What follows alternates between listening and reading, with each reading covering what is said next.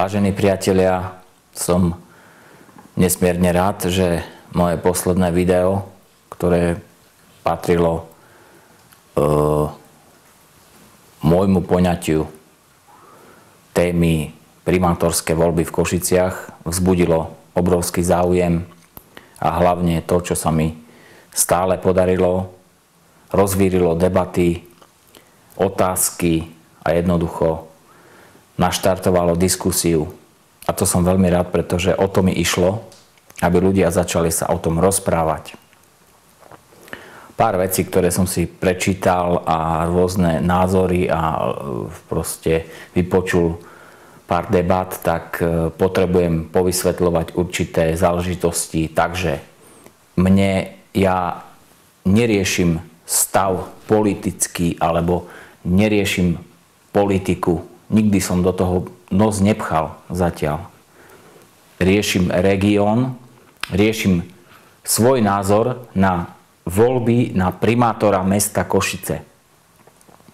Keď sú tam traja kandidáti, budem menovať iba jedného, Richard Draši, ktorý je v tejto situácii, ktorá je jediným kandidátom pre mňa, priechodným, pretože jediný on môže urobiť nejakú zmenu v tom, čo sa teraz deje. Pretože súčasný primátor ma za posledné 2 roky, odkedy som sa snažil s ním aspoň stretnúť, neprijal ako občana. Vyrúbil mi pokutu za to, že som upozornil na znečisťovanie mesta, centra mesta psími výkalami. To znamená, som odniesol sáčiček v sačičku v dvojitom, kde pracovníčka podateľní sa ani nedotkla toho sáčiku, čiže nemohla vzniknúť ani žiadna ujma. Iba ho zobrala z toho dreva a hodila ho do koša. To bol jeden pohyb. Za toto, vážení priatelia, som zaplatil 111 eur. Keby mi dal pokutu 100, nepoviem nič. Ale dal mi 111 eur, to znamená, že jednoducho sa mi chcel vysmiať do očí. Ja som primátor a ty si blbeček. To je postoj primátora k občanovi mesta.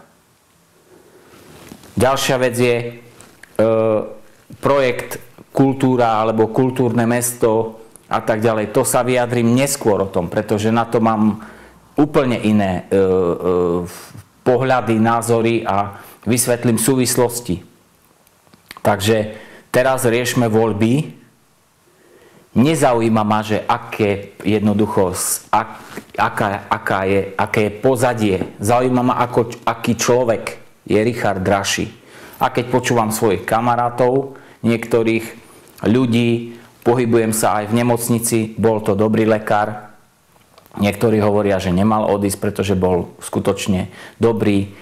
Mal som s ním možnosť sa stretnúť na letisku, kde sa netváril ako iní politici alebo iní takíto ľudia, kde hore nos a proste skriem sa za sklo a poserte sa, lebo tu sedí niekto, sedel normálne v bare, ešte proste v kľude.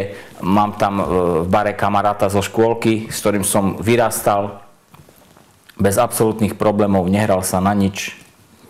Myslím si, že tak či tak je to iba moja vec, čo si myslím, čo hovorím a čo konám. Takže niekto, keď mi tu píše, že neviem čo, že tomu nepomôže, alebo tomu pomôže, alebo to je antikampaň, alebo to je to. Nech on si založí vlastnú stránku, ten človek, neviem, píše pod anonymami rôznymi. Ja sa podpíšem, ja som Braňo Mojsej, mám stránku www.braňomojsej, takže sa nemusím za seba hanbiť.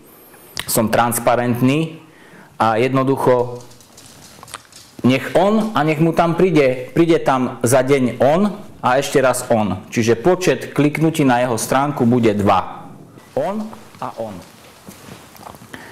V mojej situácii, keď sa pozriete na moju stránku, tak či som tam alebo nie som tam, či tam vôbec ani nič nedávam niekedy, keď jednoducho nie je čas, tak stále je tých 200 ľudí, 100 minimálne 150. Teraz po tom videu pozerám za 24 hodín Pozrieme si Rišo Raši, nejakých možno 400 videní. Hej? Čiže 400 videní za 24 hodín. Ale poďme k veci. Súčasný primátor zanedbal. Čo zanedbal? Aby niekto nepovedal, že som nejaký blbeček, čo neviem, čo len poviem, že ten a ten a ten a nerozumiem sa do veci. Všimnime si investorov, ktorí jednoducho prídu, on nemá čas ani si s nimi sadnúť, ani jednoducho na to kašle, rieši záhradky a blbosti, ktoré neriešia problém Košíc, zamestnanosti a investorov a prílev peňazí a tak ďalej. Rieši hovadiny. Košická železničná stanica. Bol tu obrovský projekt na krásny. Ten projekt som kdesi aj videl, vizualizáciu, no nádhera. Kde? Pozrite sa, jak tá Košická stanica vyzerá. Vyzerá tak, jak keď prijete v roku 85 na stanicu, dáte si jedno flaškové pivo, na stojaka idete preč. Hej? Tak vyzerá stanica v roku 2010. Pozrime sa na vstup z Maďarska to není síce asi jeho problém, ale pozrime sa na ten vstup, hej. Jednoducho, jak vchádzame do Košic.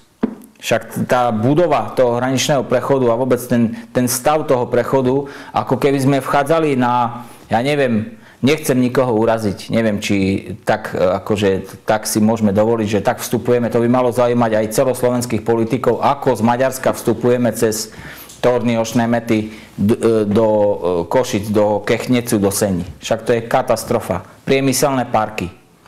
Keby nie je Konkoly, tak tu nedeje sa nič. Jednoducho serie sa na to, každý na to tak len mávne rukou. Čiže jednoducho zaoberá sa prkotinami a nerieši veci, ktoré mu cez prsty utekajú. Tu ľudia potrebujú prácu. Keď mladý človek, ktorý vyjde zo školy, nedostane robotu, tak jednoducho sa nikdy v živote pracovať nenaučí. Ja som po brigádach chodil od 14 rokov a jednoducho som bol rád z brigády do brigády, pretože som chcel si tú gitaru kúpiť, chcel som si kúpiť nástroje, aparatúru, otec mi to neschvaľoval, tak som musel si to ja zarobiť na to. Čiže keď som chcel si hrať, po zábavách, po svadbách, musel som si na to zarobiť, aby som mal na čom hrať. Nerieši sa tento stav. Boli tu detské divadielka. Ja som osobne chodil do divadielka detského. V Dome umenia krásne hore. Bolo všetko využité. Teraz jedine nejaké žúry, plesy, somariny, blbosti, ale kultúra, detská kultúra, alebo pre deti niečo, nič sa nerieši. Žiadne detské predstavenia. Žiadne nič. Jednoducho, deti pre deti nič. Hej, nevidím niečo také. Hej. Malinovského kasárne. Tak sú, jak aj boli, veľa sa prekecalo a nič sa neurobilo. Čiže, pán súčasný primátor, ani vaše meno nezoberiem do úst, pretože ani nechcem. Treba pekne sa pobaliť z tej kancelárie, rozlúčiť sa a robiť veci, venovať sa záhradkárskému zväzu. Hej? Staňte sa predsedom záhradkárskeho zväzu a nechajte miesto niekomu, kto je ambiciózny, dravý a ktorý niečo pre Košice urobí. A že či má takú politickú stranu za sebou, alebo takú, na to ja seriem. Mňa zaujíma ten konkrétny človek. A Rišo Raši je ten, ktorý ma zaujíma, aby tam bol. Takže Košičania, tí, ktorí dáte na môj názor, voľte Richarda Rašiho. Teším sa na vás pri voľbách 27. novembra. Majte sa. A zaspievame si Rišo Raši, nám sa páči. Konečne Košice sa preberú z toho máru.